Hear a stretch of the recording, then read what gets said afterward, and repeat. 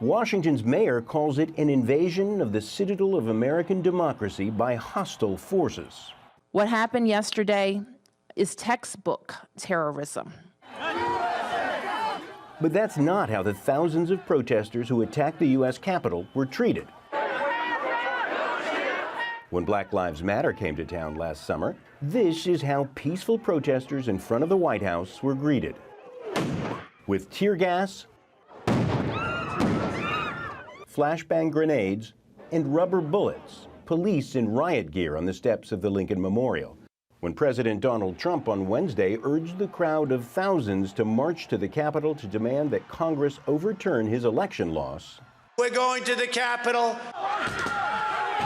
Trespassers, some carrying weapons, broke into the Capitol while it was in session, smashing doors and windows, invading the office of House Speaker Nancy Pelosi, and stealing laptops.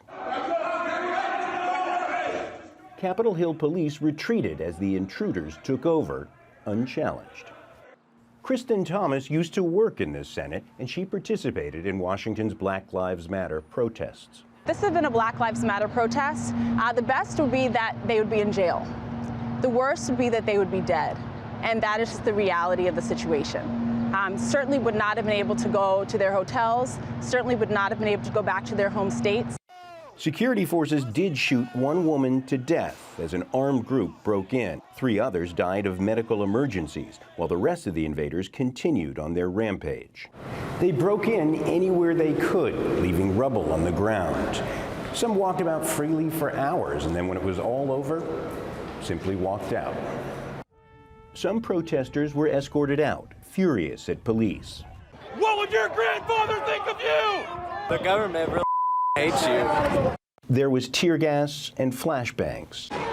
But relatively few arrests, 68 in all, 7 for carrying illegal firearms and other weapons, the rest for curfew and unlawful entry violations. There were 427 over 3 days of Black Lives Matter protests in Washington. The direct link, again, between white supremacist organizations and law enforcement is that they're one and the same. Right? The reason why you don't see the police acting fast, or they did not act fast yesterday, was because that was their family. To storm the Capitol.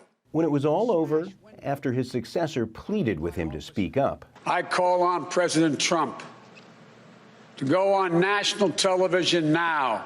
The current president praised those who attacked the Capitol. Go home. We love you.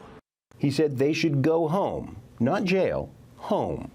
And after a 4-hour siege in the United States symbol of democracy, that is what most of them were allowed to do.